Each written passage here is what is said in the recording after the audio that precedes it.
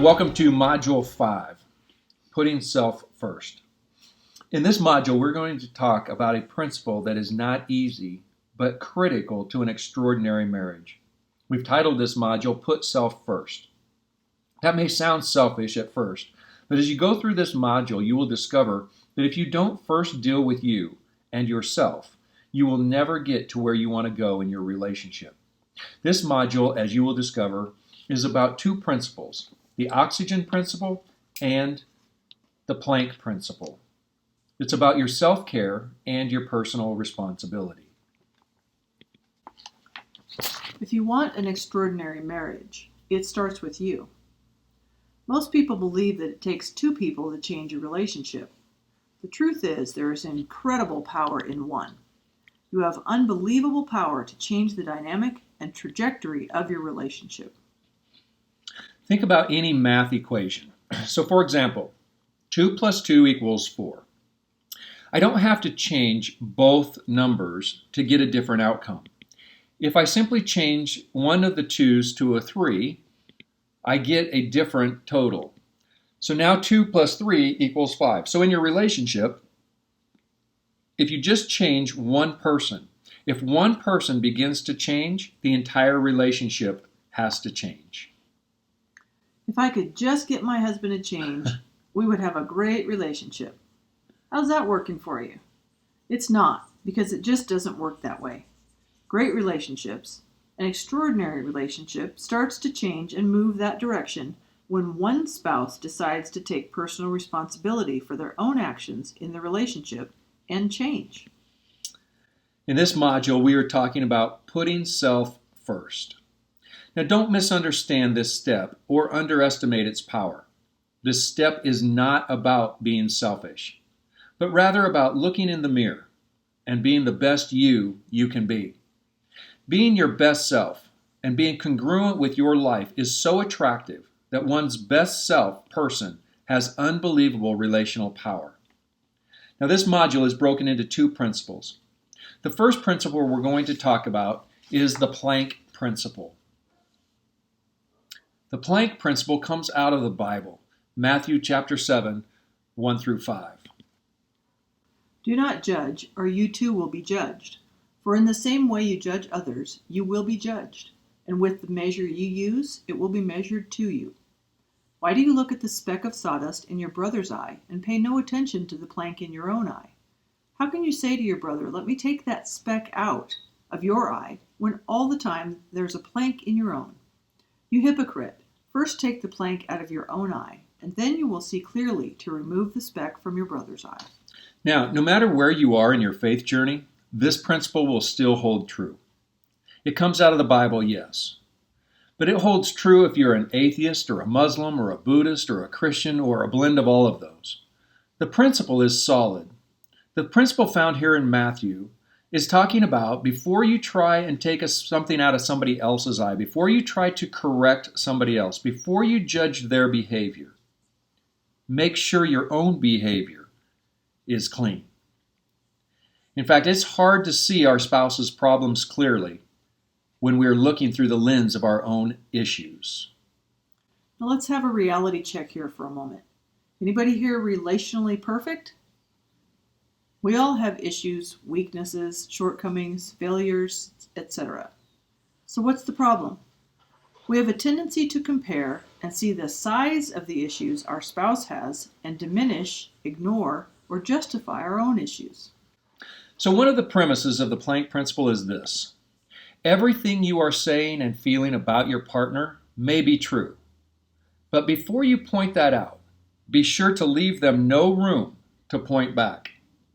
So let's dig into the Planck principle. We want to give you three aspects to this first part of putting self first.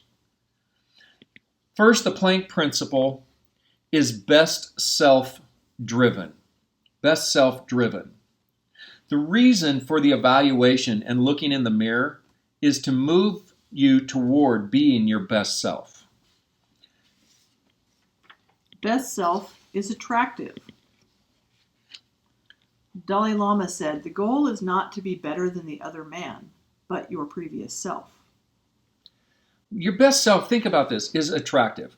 When you think about somebody who is living out their best self, who's living into that person that they were created to be and designed to be, that's an attractive person. Not only is your best self attractive, but it's magnetic. There's something compelling. There's something drawing about a person who is living out their best self. And your best self is what started your relationship, chances are. When you were dating, you put your best self forward. And you're automatically attractive. You want to be attractive to the person you're dating, to your future spouse. So when we were dating, we did things that were intentionally to put our best self out there. Mm-hmm. We did things on purpose that would show the person that we were interested in everything good about ourselves. Right. And that's attractive. And when you're living out your best self, when you're being your best self, others want to be around that. So, number one, the Planck principle is best self-driven. The Planck principle, this whole idea of taking the plank out of your own eye, it's to be your best self. Not only is it best self-driven, but it's reflective in nature. It's reflective in nature. It's about looking in the mirror. Mirrors show us what we look like, not who we are. I want you to catch that. I want to say that again. Mirrors show us what we look like, not who we are. The mirror reflects your current reality, not your future reality. And I think that's important for us to pause right there, because when we stop and look in the mirror and we think about what we see, oftentimes we think that what we see defines us. Right. And well, that's what I see, so that's who I am.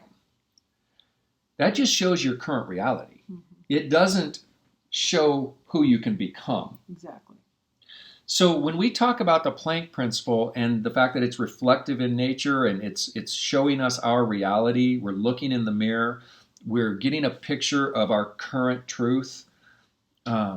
This is about taking an honest look at who we are in the mirror.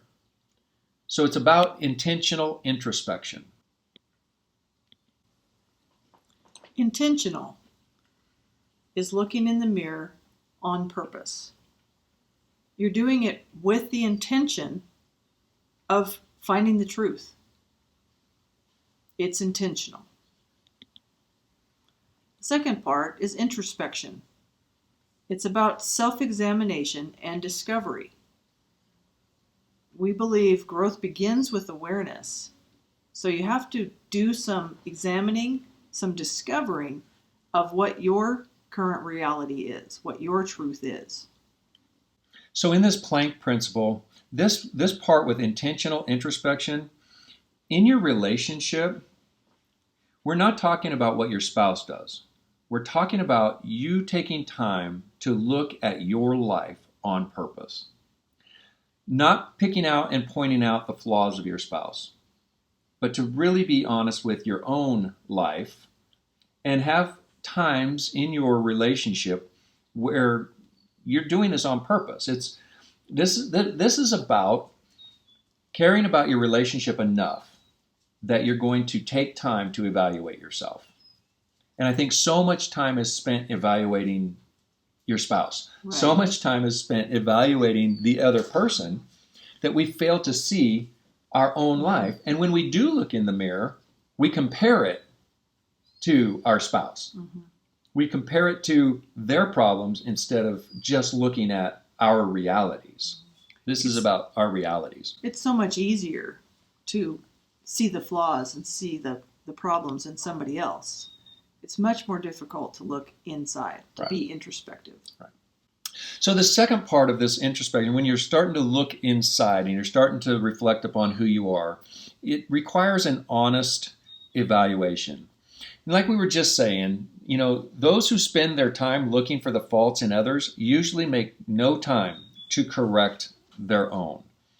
We're talking about an honest evaluation. The hardest part is to honestly look at yourself without thinking about your partner and his or her actions or list. I mean, haven't we found this true so many times?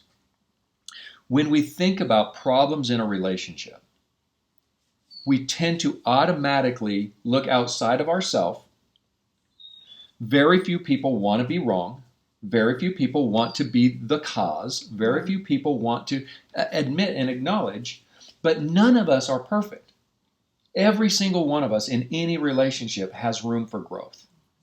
And if we could focus on that alone and not be focusing on trying to change the faults of another, but really looking in the mirror and addressing our issues, our relationships would grow significantly.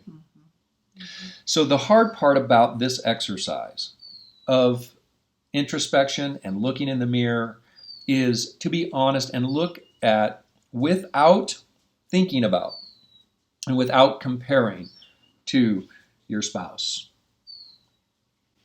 Good relationships, in fact, extraordinary relationships, are built on humility, honesty, and integrity. So avoid statements like this. When you look at in the mirror, avoid statements like, I'm critical because, or I get angry and yell because, or I'm rude because, or I'm distant because, or fill in the blank. When you think about your list and you start to see the reality in the mirror and you start to see your truths, fill in the blank. If you put the word because on the statement, it's a conditional response. Mm-hmm. Stay with the truth of the statement. I'm critical, period. The reason for my criticism doesn't make my criticism any more right than the reasons he or she would give for their actions. The critical spirit is wrong and never, ever helps a relationship move forward, period. So whatever the reason or rationale for your critical spirit, it is irrelevant to the fact that your critical spirit is not helping you move toward health in your relationship, and it needs to be dealt with. I think, Rob, that's so important because oftentimes we have behaviors, we have flaws, we have faults, we have things that we find in us, and we put it to the other person and we justify our behaviors. But the reality is, things like criticism, the reason why you're critical is really irrelevant because criticism never helps a relationship. It's never going to move it toward extraordinary. It's never going to benefit the relationship. So even if you feel justified in your reason for it, you're tearing your relationship apart. Right. You're damaging your relationship. No matter how justified you may be, now you've become the cause of a broken relationship as well. Now you have a bigger part to play in the downfall. And you can still blame it on the other person. You can still, yeah, but he, or yeah, but she. It doesn't change the fact that oftentimes we justify our behavior instead of saying, this is wrong, period. I'm critical, period, and that's not a good thing. Exactly. So as you're taking a look in the mirror, we want to encourage you to also be grace-giving. Grace-giving. God has given you grace. Maybe you should give yourself some too.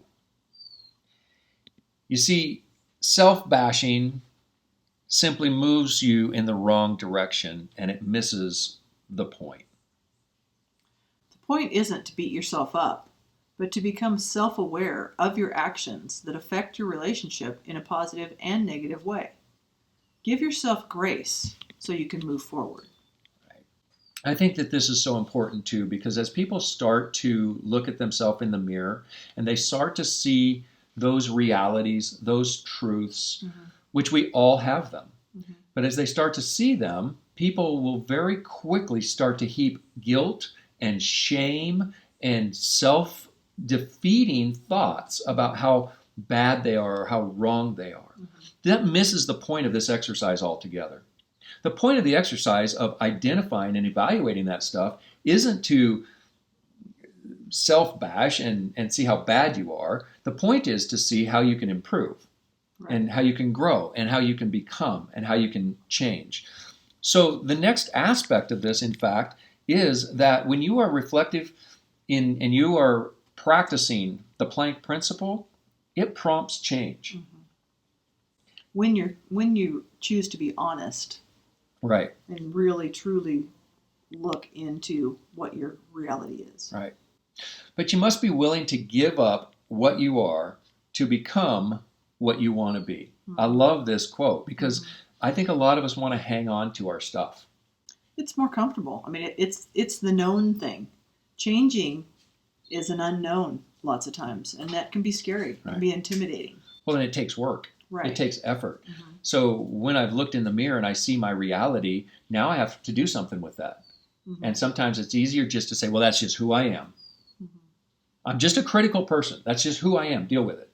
Instead of saying, no, I don't want to be a critical person. Now there's effort involved where I've got to figure out, what do I have to do differently? Mm-hmm. How do I change? So we're very quick to say, you should change. Figure it out, change, because I don't like your criticism. But we're very slow to say, I need to change. But if I change and I start improving these things in my relationship, the entire relationship begins to change. Mm-hmm. So growth begins with awareness, but it's realized in action. This exercise is futile if it's just about awareness. If you're just looking at yourself, you take intentional introspection seriously, and then you discover some things, and you just stop there. What good did that do? Right. Chances are it would just make you feel worse about yourself. Right? Yeah, so I'm not looking in the mirror anymore. Right. That didn't work for me. Yeah. You'd be tempted to think that, feel that way. But the point of the exercise is to prompt change. So the next step is to take that awareness that new awareness that you have and put it to action. So it really becomes about doing the right things because they're the right things to do. Right. No matter what your spouse does or doesn't do, it's about you taking responsibility for your own action and your own change. And I think it's so important. I love this principle of doing the right things simply because they're the right thing to do. It takes all condition out of it. Mm-hmm. And when a person in a relationship just does the right things simply because they're the right things to do, that's best self-living. Exactly. That's best self-living. And isn't that what we teach our children? To do the right thing just because it's the right thing to do. Doesn't matter what Johnny did. It doesn't matter what Susie did. That doesn't justify bad behavior. That doesn't justify my criticism. That doesn't justify my anger. That doesn't justify simply, but we are such a victim society. And we love to put the responsibility on somebody else. I'm responsible to do the right thing just because it's the right thing to do. But I really like this thought about when we think about our spouse and the expectations we have on somebody else to do right things. So think about this. If you expect your spouse to be a person of integrity, when you're doing this exercise, you simply look in the mirror and say, am I? I expect that of my spouse. Am I? If you expect your spouse to listen intently, do you? I think this puts a whole new perspective on it. I'm doing the right things because they're the right things to do, but it's also about looking at the spouse or looking at the other person and my expectation of somebody. Right. Mm-hmm. I expect you to listen when I talk. That's my expectation. That's what I value that. Well, if I value that, then Wouldn't I give what I value? So you can simply ask yourself these questions. If you expect your spouse to be a person of integrity, are you a person of integrity? If you expect your spouse to listen intently, do you listen intently? If you expect your spouse to be vulnerable, are you vulnerable? If you expect your spouse to be quick to hand over their passwords and demonstrate trustworthiness, do you? See, all of these things are things that, and you could make your whole list, but your list comes out of your expectations. Your list comes out of what you want from your spouse. Are you willing to be the same kind of person that you expect your spouse to be? And I think that is such a challenge for people because we're quick to see, again, we're very quick to see what we want in somebody else. We can see their flaws and we can see our expectations. And when we see that, and we can then step into that ourselves, and it becomes a point of evaluation. It really is, it's making me think of the golden rule. Treat others the way you would have them treat you. Right. It's the same in a marriage. Yeah.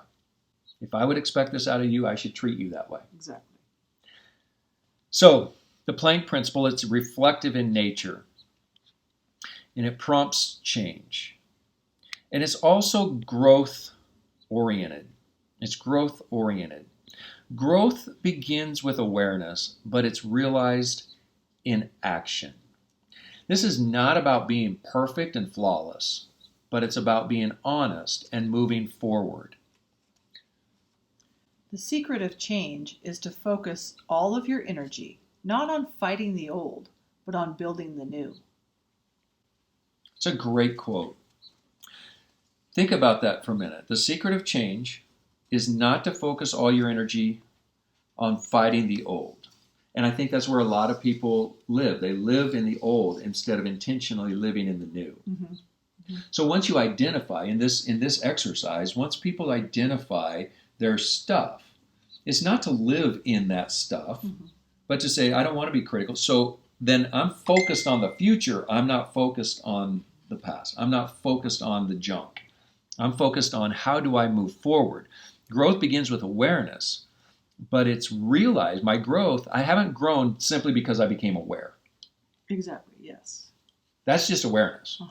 Growth is realized in the action I take out of that awareness. So the awareness is the prompt to change, but then I have to take action and actually change. Again, this is not about being perfect, and it's not about being flawless, but it's about growing and becoming. So the Planck principle is a principle about looking in the mirror and identifying what's going on in your own life before you try to change your spouse.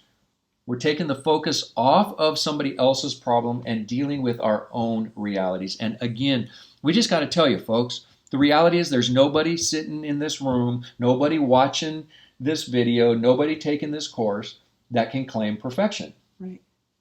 Which means then, before I point out somebody else's flaws and faults, I should be honest with and deal with my own. And I think, again, the problem comes in our comparison. We try to make their issues bigger than ours. Well, I didn't cheat, or I didn't this, or I didn't that. It doesn't change my reality of having flaws that I need to work on. Right. And if I just focus on those and work on those, then I'll move forward.